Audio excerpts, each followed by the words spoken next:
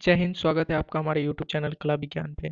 साथियों, हमने जो पॉलिटी की सीरीज स्टार्ट की थी एग्जाम ओरिएंटेड, जो कि पूर्ण रूप से परीक्षा पे आधारित थी। हमारे जो आगामी 14-15 तारीख को इतिहास और पॉलिटी की परीक्षा होने वाली है, तो उसके संदर्भ में हमने एक सीरीज लॉन्च किया है जो कि पॉलिटी और हिस्ट्री की एक सीरीज है। तो हिस्ट्री में आजकल में वीडियो आने लगेंगे, और पॉलिटी की एक वीडियो प्रीवियस ईयर का मैंने अपलोड कर दिया है, और एक वीडियो वो मैं 50 क्वेश्चन को मैंने करवा दिया है, जो कि महत्वपूर्ण क्वेश्चन है, और थोड़ा थोड़ा एनालिसिस के साथ मैंने करवाया है। देखिए, प्रॉपर एनालिसिस पे थोड़ा सा वक्त ज़्यादा लगेगा, वीडियो काफ़ी लंबी हो जाएंगी, आपको देखने में दिक्कत होगा, हमें दिखाने में दिक्कत होगा, तो दोनों व्यक्तियों को दिक्कतें आ सकती हैं। इसलिए मैंने थोड़ा थोड़ा एनालिसिस के साथ, लेकिन वो एनालिसिस भी सफिशियंट है, ठीक है। और बाकी आज के इस वीडियो में हमारा जो उद्देश्य होगा, ये 51 से लेकर के 100 क्वेश्चन, आप मान के चले कि 51 से लेकर के 100 क्वेश्चन किए जा सकते हैं। देखिए, अगर जिन किसी भाई बंधु को भी थोड़ी बहुत पॉलिटी की जानकारी होंगी, तो वो आराम से ये सवाल को हल कर सकते हैं, क्योंकि ये जो क्वेश्चन सब है ये काफ़ी आसान आसान सवाल हैं। लेकिन लेकिन अगर किसी ने भी किसी कारणवश किसी पूरे साल पढ़ाई नहीं किया हो, या अभी तक नहीं पढ़ा हो, तो उनके लिए निश्चित तौर पे ये वीडियो सबसे ज़्यादा लाभदायक उन्हीं के लिए होगा। बाकी तो लाभदायक सबके लिए हो सकता है, ठीक है। तो चलिए शुरू करते हैं, लेट्स स्टार्ट इट। तो पहले इसमें हमारा जो सवाल है वो निम्नलिखित में से भाषा के आधार पर बनने वाला प्रथम राज्य, जो भाषा के आधार पर राज्य बनाया गया था, वो प्रथम राज्य कौन है? भाषा के आधार पर बनने वाला भारत में प्रथम राज्य आंध्र प्रदेश है, ठीक है। इसे आप याद रखेंगे, एपी। आंध्र प्रदेश जो है वो प्रथम ऐसा राज्य है जो कि भाषा के आधार पर बनाया गया था। किस वर्ष भारतीय राज्यों का भाषा के आधार पर पुनर्गठन किया गया था? देखिए, पहले राज्य सिर्फ ऐसे ही थे, लेकिन जो भाषा के आधार पे, जैसे उड़िया बोलने वाले उड़ीसा, ठीक है। जो तमिल बोलते हैं वो तमिलनाडु, ऐसे करके बनाया गया था। आंध्र प्रदेश हो गया। वैसे ही मतलब भाषा के आधार पे जो जैसा भाषा, जैसे जो बंगाली बोलते हैं उसे बंगाल, डब्ल्यू बी हम कहते हैं, जिसे वेस्ट बंगाल। तो भाषा के आधार पे जो राज्य बनाने की शुरुआत की गई थी, तो वही क्वेश्चन कह रहा है कि किस वर्ष भारतीय राज्यों का भाषा के आधार पर पुनर्गठन किया गया था? तो 1956 में। अगला सवाल हमारा है कि निम्न 1956 में राज्य पुनर्गठन आयोग द्वारा बनाया गया क्या था? मतलब 17 राज्य और 7 संघ राज्य क्षेत्र, 17 राज्य और 9 संघ राज्य क्षेत्र, 14 राज्य और 6 राज्य संघ राज्य, 14 राज्य और 6 संघ राज्य क्षेत्र बनाए गए थे 1956 में। जब 1956 में राज्यों का पुनर्गठन हुआ था, यानी कि दोबारा से गठन किया गया था राज्यों का, उस समय 14 राज्य बनाए गए थे, और 6 संघ राज्य क्षेत्र यानी यूनियन टेरिटरी जिसे कहते हैं, वो बनाए गए थे। अगला क्वेश्चन हमारा 54 नंबर है ये। इससे पहले मैंने 1 से 50 तक करवा दिया है, इसलिए मैं 54 बोल रहा हूँ, ठीक है।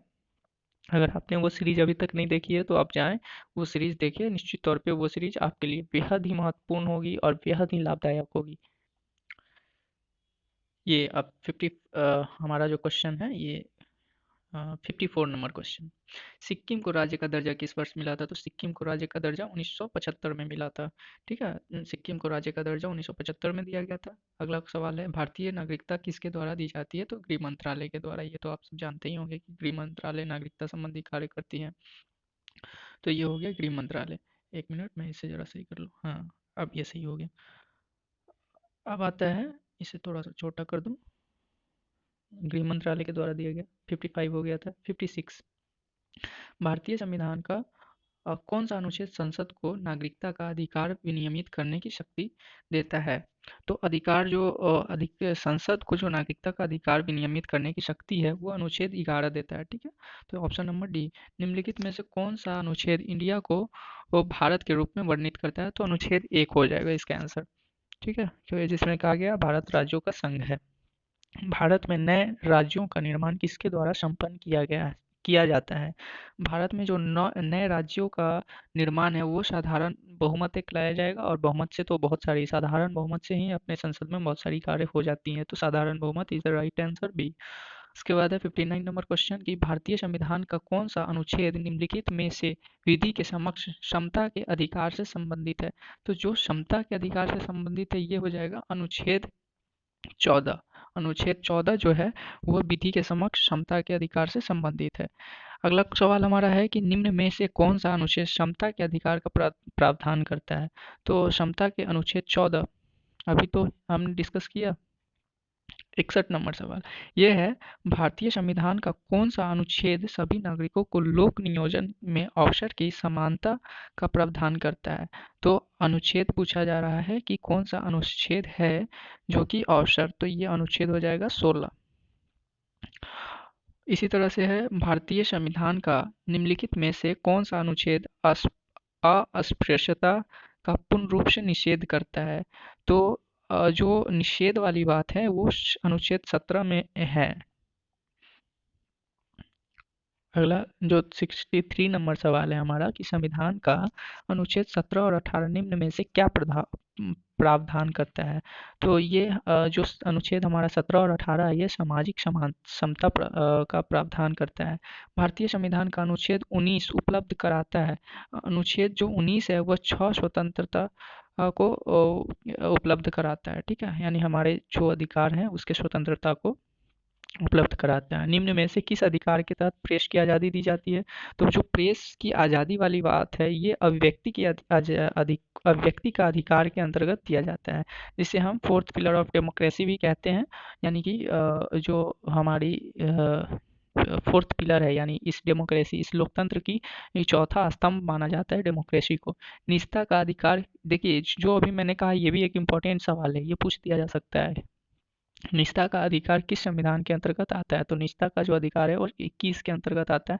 अभी रिसेंटली कुछ टाइम पहले ये चर्चों में रहा था। देखिए ये सब जो अनुच्छेद है या जो हमारे अधिकार है ये सब बराबर सुर्खियाँ बटोरते रहते हैं और इन पे प्रश्न भी अधिक आते हैं। जो हमारे मौलिक अधिकार हो गए, मौलिक अधिकार के साथ साथ डीपीएसपी जिसे हम कहते हैं हिंदी में कहते हैं राज्य की नीति निर्देशक तत्व, ये इन सब से क्वेश्चन अधिक आते हैं, ठीक है।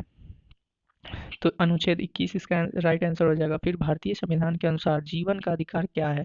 तो जीवन का अधिकार हमारा मूल अधिकार है। जीवन जीने का अधिकार हमारा कैसा अधिकार है? मूल अधिकार है। हमारे देश में शिक्षा का अधिकार एक क्या है? शिक्षा का अधिकार एक मूल अधिकार ही रखा गया है हमारे देश में, जो कि 14 वर्ष के कम उम्र के बच्चों को हर एक सरकार को राज्य सरकार को फ्री में शिक्षा देनी है। भारतीय संविधान किस उम्र तक के बच्चों को निःशुल्क शिक्षा निःशुल्क एवं अनिवार्य शिक्षा देता है? तो 14 वर्ष के बच्चों को। कोई व्यक्ति कारखानों अथवा खदानों में काम नहीं कर सकता यदि उसकी आयु अधिक नहीं है। कितने वर्ष से अधिक नहीं है? अगर 14 वर्ष से अधिक 14 वर्ष से कम आयु के व्यक्ति कोई भी हो वो कारखानों या खदानों में काम नहीं कर सकता है, ठीक है। निम्न में से किस अनुच्छेद में अल्पसंख्यकों के हितों का प्रावधान किया गया है? अल्पसंख्यकों के हितों का प्रावधान अनुच्छेद 29 में किया गया है। भारतीय संविधान में अल्पसंख्यकों को मान्यता किस आधार पर प्रदान की गई है? तो धर्म के आधार पर अल्पसंख्यकों को मान्यता प्रदान की गई है कि हिंदू माइनॉरिटी मतलब अल्पसंख्यक है नहीं। तो ऐसे ही करके धर्म के आधार पे जो हमारे धर्म है, हिंदू है, मुस्लिम है, क्रिश्चियन है, सिख है, ऐसे करके जो भी धर्म है, तो ये सब बातें हैं। जो अगला सवाल है हमारा कि निम्नलिखित में से किस अनुच्छेद को संविधान के निर्माता ने कहा है कि यह संविधान की आत्मा और उसका हृदय है? तो अनुच्छेद 32 को बाबा साहेब भीमराव अम्बेडकर ने कहा था कि ये संविधान की आत्मा और उसका हृदय है। ऐसा इसलिए क्योंकि ये जो अनुच्छेद है, इस अनुच्छेद ये हमारा जो है संवैधानिक उपचारों का अधिकार देता है। मतलब अगर हमारे साथ कुछ भी ऐसा होता है तो हम अनुच्छेद 32 के तहत सर्वोच्च न्यायालय जा सकते हैं।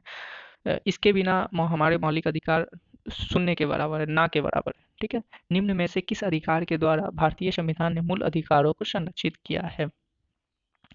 तो मूल अधिकारों को संवैधानिक उपचारों का अधिकार, अभी मैंने इस पे ही चर्चा किया था। फिर भारतीय संविधान के किस अनुच्छेद में संवैधानिक उपचारों का अधिकार दिया गया? तो अनुच्छेद 32 हो जाएगा, अभी ही मैंने बताया है। निम्नलिखित में से किस अनुच्छेद के तहत कोई भी व्यक्ति अपने मूल अधिकार के उल्लंघन के लिए सीधे उच्चतम न्यायालय जा सकता है? तो अनुच्छेद 32 अभी जस्ट मैंने चर्चा की है। मूल अधिकारों का संरक्षक किसको कहा जाता है? तो जो मूल अधिकार का संरक्षक होता है वो सर्वोच्च न्यायालय होता है। इसी के तहत अब इसी कड़ी में अगला सवाल है हमारा कि इनमें से कौन सा अनुच्छेद मूल कर्तव्य को निर्दिष्ट करता है? मूल कर्तव्य को 51 ए अनुच्छेद निर्दिष्ट करता है। किस संविधान संशोधन के माध्यम से मूल कर्तव्य को जोड़ा गया था?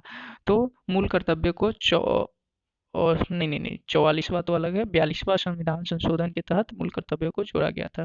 मूल मूल कर्तव्य किस संविधान संशोधन के 42वां संविधान संशोधन के माध्यम से मूल कर्तव्यों को जोड़ा गया था। संविधान में मूल कर्तव्यों को कब जोड़ा गया? तो संविधान में मूल कर्तव्यों को 1976 में जोड़ा गया। संविधान में कितने मूल कर्तव्यों को शामिल किया गया है? संविधान में मूल कर्तव्यों को कितने मूल कर्तव्यों को शामिल किया गया? तो हमारे कुल 11 मूल कर्तव्य हैं। आई थिंक 11 हमारे संविधान में जो मूल कर्तव्य हैं वो 10 या 11 हैं, मैं कंफर्म नहीं हो पा रहा हूँ। आई थिंक संविधान में जो मूल कर्तव्य है वो या तो बी होगा या सी होगा। एक मुझे थोड़ा सा रिकॉल करने का वक्त दीजिए। संविधान में 51 अनुच्छेद 51 था। नहीं नहीं, इसका आंसर सी नंबर आंसर हो जाएगा। संविधान में कितने मूल कर्तव्यों को शामिल किया गया है? तो 11 मूल कर्तव्य है हमारे, जो कि अनुच्छेद 51 ए के तहत 42वें संशोधन में इसे शामिल किया गया है। 42वां संशोधन में, संविधान के 42वें संशोधन के अंतर्गत अनुच्छेद 51 ए के अंतर्गत हमारे कुल 11 मूल कर्तव्य हैं। ठीक है, इसे आप ध्यान रखेंगे। भारतीय नागरिकों के मूल अधिकार को निलंबित किया जा सकता है जब राष्ट्रपति राष्ट्रीय आपातकाल के दौरान हमारे जो भी मूल अधिकार है, मौलिक अधिकार है, उसे निलंबित किया जा सकता है। संविधान के लागू होने के समय कितने मूल अधिकार थे? संविधान के लागू होने के समय 7 हमारे मौलिक अधिकार थे, जिसमें संपत्ति का अधिकार था, जिसे हमसे छीन लिया गया या ले लिया गया। इनमें से किस मूल अधिकार को 44वां संविधान संशोधन के तहत हटा दिया गया? तो संपत्ति के अधिकार को हटा दिया गया। निम्नलिखित में से कौन सा मूल अधिकार नहीं है? तो संपत्ति का अधिकार मूल अधिकार नहीं है। इनमें से किस संविधान संशोधन के द्वारा संपत्ति के अधिकार को हटाया गया? तो 44वें संविधान संशोधन के अंतर्गत मूल अधिकार को हटा लिया गया। भारतीय संविधान के अनुसार संपत्ति का अधिकार है, तो संपत्ति का अधिकार एक विधिक अधिकार है। ठीक है, इसे आप ध्यान रखेंगे। संपत्ति का अधिकार विधिक अधिकार है। संपत्ति के अधिकार को मूल अधिकार से किस सरकार के द्वारा, तो ये मोरारजी देसाई के समय में इसे हटाया गया था। अगला क्वेश्चन है हमारा, निम्नलिखित में से कौन सा राजनीतिक अधिकार है? तो चुनाव लड़ने की जो आज़ादी है वो राजनीतिक अधिकार है। निम्नलिखित में से कौन सा मूल अधिकार में शामिल नहीं है? हड़ताल करने का अधिकार हमारा मूल अधिकार नहीं है। ठीक है, तो इसे आप ध्यान में रखेंगे। इसे इलिमिनेट भी करके आप बना सकते हैं। निम्नलिखित में से कौन सा मूल अधिकार में शामिल नहीं है? तो मूल अधिकार हमारा क्या क्या होता है? तो मूल अधिकार हमारा होता है क्षमता का अधिकार मूल अधिकार है, जिसे अनुच्छेद 14 से 18 के बीच में रखा गया है। स्वतंत्रता का अधिकार है, जिसे अनुच्छेद 19 से 22 के बीच में जिसकी चर्चा की गई है। शोषण के विरुद्ध हम लड़ने का अधिकार है, तो इसे 23 से 24 अनुच्छेद में रखा गया है। फिर धर्म की स्वतंत्रता का अधिकार है, जो कि 25 से 28 के बीच में दिया गया है, अनुच्छेद में चर्चा की गई। फिर संस्कृति और शिक्षा जो होती है हमारी, शिक्षा और संस्कृति संबंधी अधिकार दिए गए हैं, जो कि अनुच्छेद 29 से 30 में चर्चा की गई है। और बात करें तो एक होता है जिसके तहत हम अपने अधिकारों का संरक्षण कर सकते हैं, जिसे संवैधानिक उपचारों का अधिकार जिसे कहते हैं, वो अनुच्छेद 32 में जिस पे चर्चा की गई है। तो ये 6, तो यहाँ से आप एलिमिनेट करके भी बना सकते हैं। ठीक है, तो हड़ताल करने का अधिकार हो जाएगा इसका आंसर। कुछ मौलिक अधिकारों को निम्नलिखित में से किसे नहीं दिया गया है? तो जो कुछ मौलिक अधिकार हैं वो किसे नहीं दिया गया? तो विदेशी नागरिकों को कुछ मौलिक अधिकार नहीं दिए गए हैं, बाकी सारा अधिकार लगभग मिल दिया गया है। दिवालिया व्यक्ति, कोई भी दिवालिया व्यक्ति होगा उसे अगर भारत का होगा तो उसे सारे मौलिक अधिकार होंगे। मरे हुए व्यक्ति को भी अधिकार दिया जा रहता है। राजनीतिक पीड़ितों को भी अधिकार हर मिला रहता है। अब कुछ लोग बोलेंगे कि मरे हुए को क्या अधिकार है, तो ये थोड़ा सा इसमें वक्त ज़्यादा लग जाएगा। अगर इस पे आपको कुछ पूछना हो तो कमेंट कीजिए, मैं वहाँ आपको पूरा कुछ लिख दूंगा।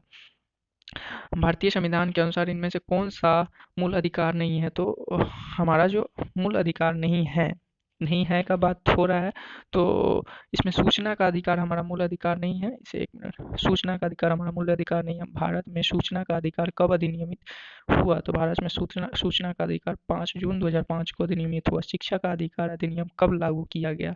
तो शिक्षा का अधिकार अधिनियम 1 अप्रैल 2010 को लागू किया गया। निम्नलिखित में से किस वर्ष आतंकवाद रोकथाम अधिनियम, जिसे पोटा कहते हैं, अधिनियमित हुआ? तो पोटा जो है वो 2002 में अधिनियमित हुआ था। कल्याणकारी राज्य का विचार निहित है। कल्याणकारी राज्य का जो विचार है वो राज्य के नीति निर्देशक तत्व यानी संविधान के भाग 4 में निहित है। अगर भाग पूछा जाए तो संविधान के भाग 4 हो जाएगा। और कहा जाए कि सीधा विषय कौन सा है तो राज्य के नीति निर्देशक तत्व। संविधान का कौन सा भाग राज्य की नीति निर्देशक सिद्धांतों से संबंधित है तो भाग 4 अभी मैंने आपको बताया। भारत के संविधान का कौन सा अनुच्छेद भारत को कल्याणकारी राज्य घोषित करने से संबंधित है। तो जो हमारा 98 नंबर क्वेश्चन है इसका आंसर हो जाएगा अनुच्छेद 39 आर्टिकल जो है वो भारत के संविधान को भारत के कल्याणकारी राज्य घोषित करने से संबंधित है। भारतीय संविधान का कौन सा अनुच्छेद पंचायती राज व्यवस्था से संदर्भित है तो अनुच्छेद 40 जो है वो पंचायती राज व्यवस्था से संदर्भित है। संविधान का कौन सा अनुच्छेद राज्य सरकार को यह निर्देश देता है कि ग्राम पंचायत की स्थापना करे तो ये अनुच्छेद 40 ही होगा। ग्राम राज्य के माध्यम से राम राज्य के बारे में देखिए, राम राज्य की बात जब भी आती है तो ज़्यादातर आप महात्मा गांधी लगा सकते हैं, तो इसका भी आंसर महात्मा गांधी ही होगा। और निम्नलिखित में से भारत के किस राज्य में नागरिकों के लिए एक समान सिविल संहिता लागू है तो गोवा में एक समान सिविल संहिता लागू है। फिर भारत के संविधान का अनुच्छेद 48 का क पर्यावरण संरक्षण तथा संवर्धन और वन तथा वन्य जीवों की संरक्षित संदर्भित है तो ये नीति निर्देशक तत्व। देखिए नीति निर्देशक तत्व जो हैं वो अनुच्छेद 36 से लेकर के 51 तक है नीति निर्देशक तत्व, जिसे हम डीपीएसपी कहते हैं, डीपीएसपी। और यहाँ बात की जा रही है 48 के क, तो निश्चित तौर पे वो राज्य के नीति निर्देशक तत्व में ही आएंगे, जिसे हम भाग 4 में पढ़ते हैं। केंद्र सरकार को गौवध पर कानून बनाने का संवैधानिक शक्ति कहाँ से मिलती है तो जो केंद्र सरकार है इसे जो कानून संवैधानिक शक्ति मिली हुई है गौवध पे कानून बनाने का, ये मिली हुई है राज्य के नीति निर्देशक तत्व से ही। अनुच्छेद 48 संविधान के किस अनुच्छेद के अंतर्गत अनुसूचित जातियों व अनुसूचित जनजातियों यानी SC एंड ST के बारे में आरक्षण का प्रावधान किया गया है तो ये अनुच्छेद 335 के तहत है। ठीक है, तो आज हम 105 तक आ गए हैं, यानी कि आज हमने कुल 55 सवाल अभी डिस्कस कर लिया है और पढ़ लिया है। तो कुल मिलाकर के अभी तक हमने 105 सवाल को कर लिए हैं, 105 ऑब्जेक्टिव को ध्यान कर लिया और निश्चित तौर पे इससे आपको काफ़ी बेनिफिट्स मिले होंगे, काफ़ी आपने लाभान्वित हुआ होगा। बस आपको कुछ नहीं करना है, ध्यान से सुनना है, गौर से सुनना है। अगर आपको कुछ समझ में नहीं आती या दिक्कतें आ रही हैं तो आप कमेंट करें और कमेंट के माध्यम से आप हमें बताएं। मैं कोशिश करूँगा कि वो जो भी दुख हो रहा हो आपको उसका समाधान किया जाए। ठीक है, तो आप इसे पढ़ते चलिए, देखते चलिए और PDF टेलीग्राम पे मैं अपलोड कर दूंगा, वहाँ से आप डाउनलोड करके भी देख सकते हैं या फिर वीडियो के माध्यम से भी आप देख सकते हैं। रिसोर्सेज आपके पास है, आप करना चाहेंगे तो निश्चित तौर पे कर सकते हैं। ठीक है, वीडियो में बने रहने के लिए बहुत बहुत धन्यवाद। अगला सीरीज हमारा बहुत ही जल्द से जल्द ही उपलब्ध करवा दिया जाएगा और इसी तरह से आप अपनी तैयारी करते रहें। धन्यवाद, जय हिंद।